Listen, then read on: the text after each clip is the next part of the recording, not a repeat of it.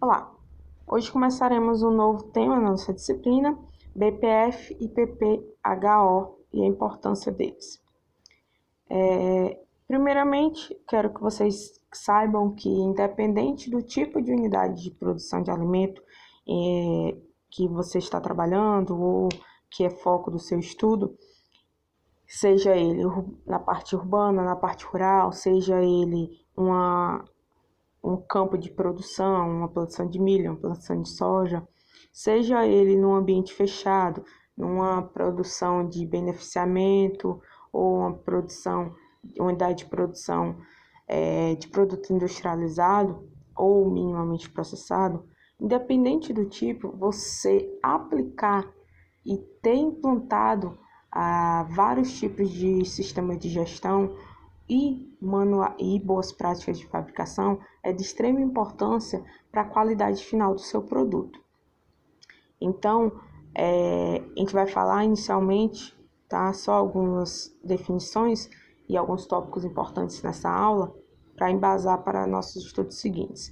Primeiro, nós temos o chamado BPF, tá? Que são as boas práticas de fabricação, que segundo a portaria 326 da Anvisa, ela diz que as boas práticas são os procedimentos necessários para garantir a qualidade sanitária dos alimentos. As boas práticas, elas são um pré-requisito para muitos outros tipos de programas de qualidade.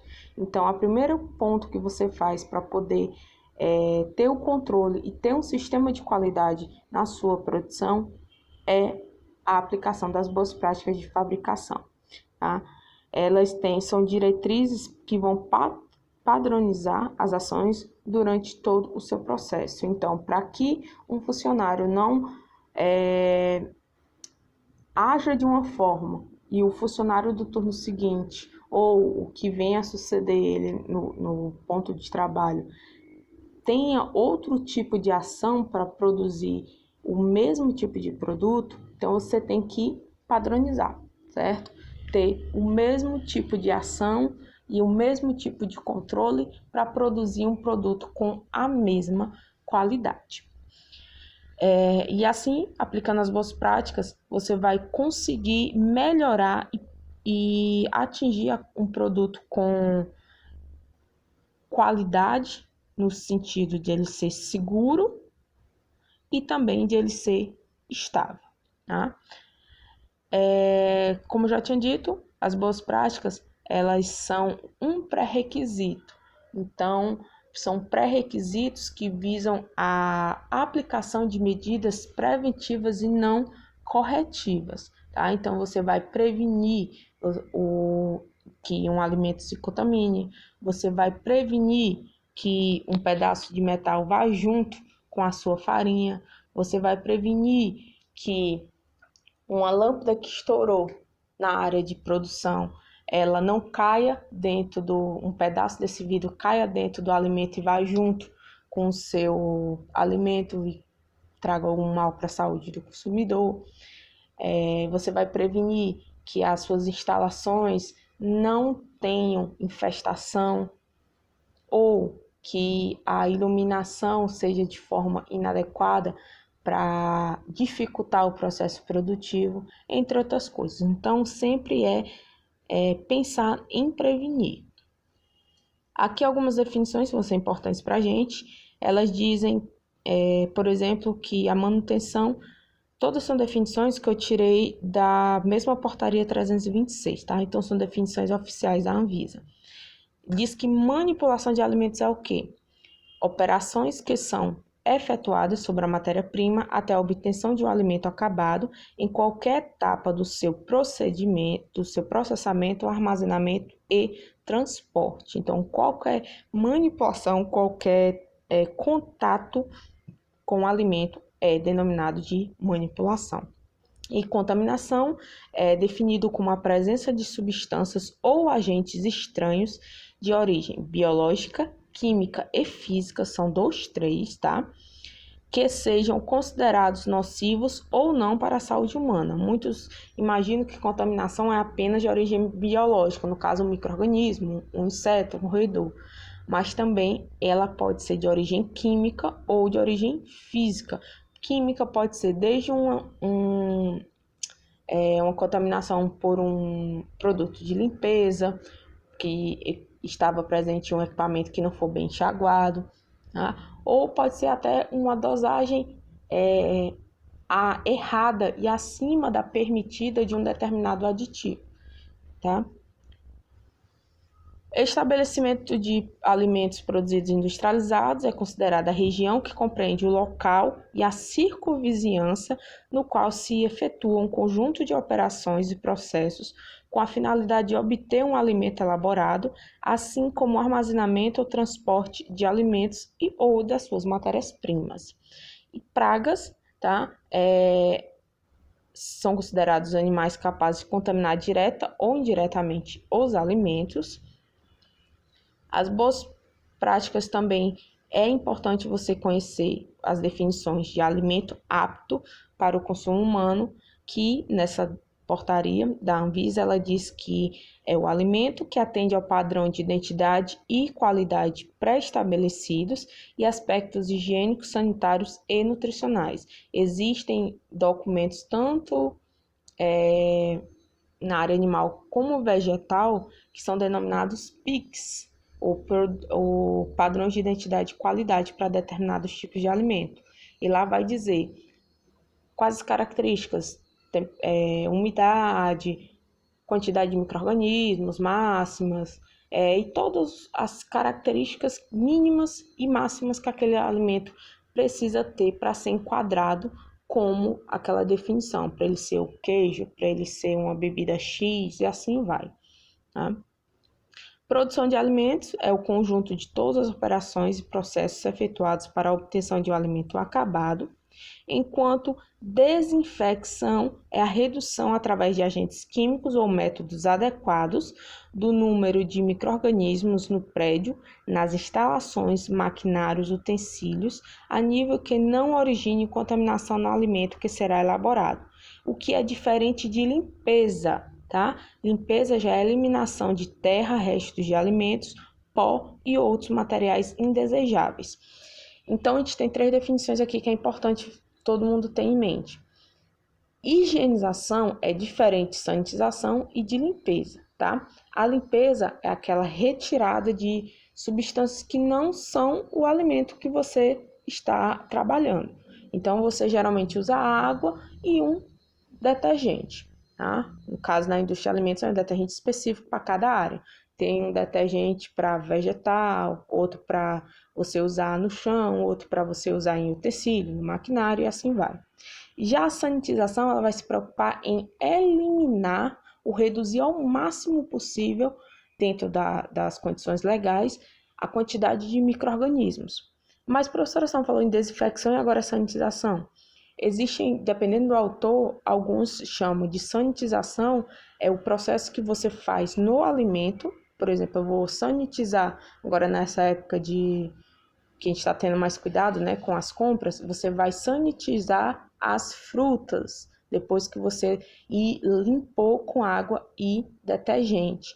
E já quando você trata desse processo de eliminação de micro-organismos em um objeto inanimado, seja no chão, seja nas paredes, seja nos equipamentos e utensílios, é denominado de desinfecção. E o conjunto desses 2 processos é o que a gente chama de higienização.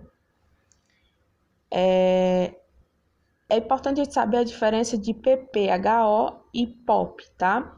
O POP é o procedimento operacional padronizado, que nós veremos na próxima aula, e é regulamentado pela Anvisa, e o PPHO é os procedimentos padronizados de higiene operacional, e eles são regulamentados pelo MAPA, tá? Mas ambos vão ter características bem similares, que eles vão descrever e estabelecer as rotinas dos procedimentos visando garantir a qualidade e integridade antes, durante e após as operações industriais. Então, vai ser uma receitinha de bolo, digamos assim, em que tem procedimentos e parâmetros que cada ação, limpeza do equipamento tal, sanitização da matéria-prima, armazenamento de produtos de limpeza, vai ter todo o passo a passo de como é que tem que ser feito.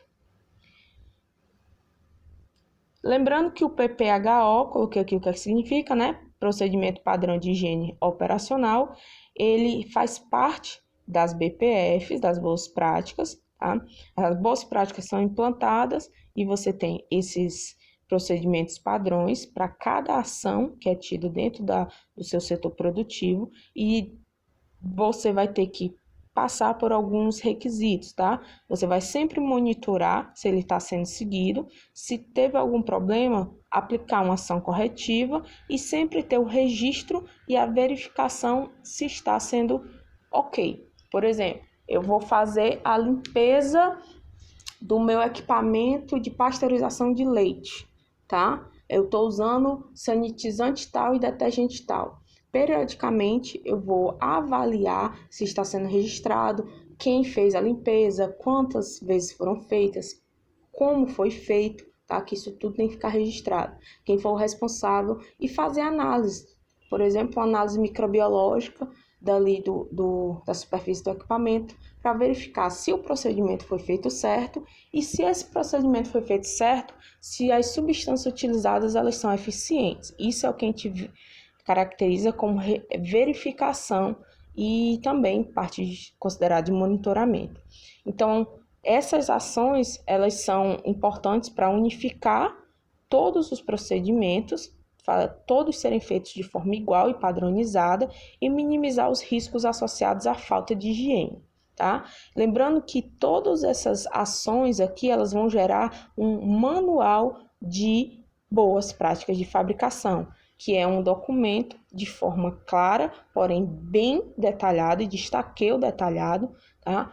Que todas as indústrias que estão legalmente obrigadas têm que apresentar, por exemplo, num processo de fiscalização.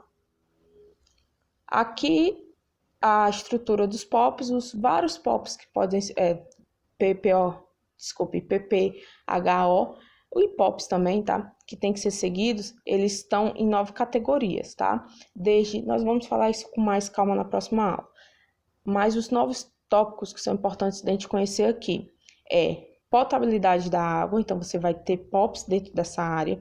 Dentro da área de condições e higiene das superfícies de contato com os alimentos, a gente vai ter também os relacionados à prevenção e da contaminação cruzada, higiene dos colaboradores, proteção contra contaminantes e adulterantes nos alimentos, identificação e estocagem adequada de substâncias químicas, saúde dos colaboradores e controle integrado de praga e também os registros que são feitos.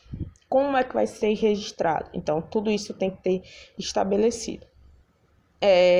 Por último, eu vou mostrar aqui a vocês onde buscar toda a regulamentação nessa área que você precisar, tá?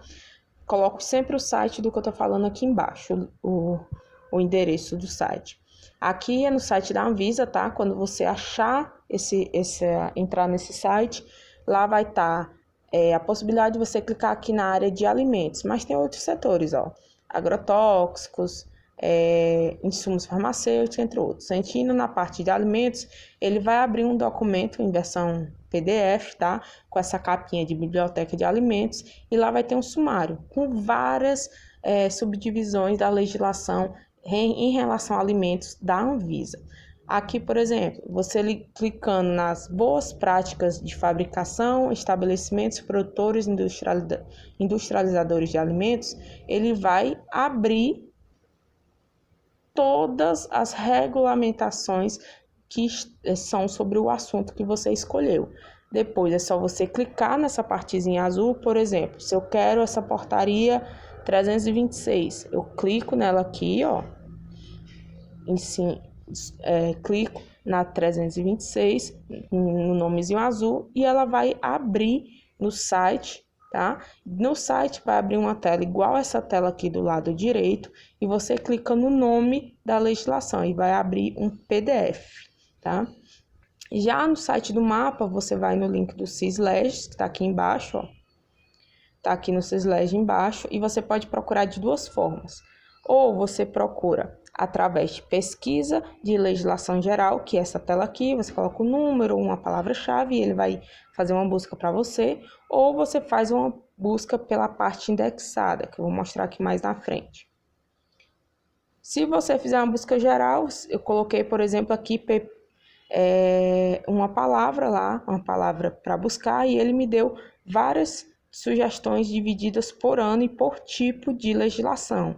Se é ato normativo, se é uma instrução normativa, se é uma resolução, e você vai abrindo um por um, até achar o que você quer. Já aqui a outra opção na pesquisa indexada, ela traz dividida por categorias, que tem pastas e subpastas, então se torna até mais fácil de você procurar. Pessoalmente, eu prefiro essa forma de achar a legislação que você necessita. Aqui, a gente vai ficando aqui por hoje, tá? E com as referências que eu citei durante a aula. Bom estudo, resolvam os exercícios, mandem suas dúvidas e não esqueçam os prazos, tá? Até a próxima aula.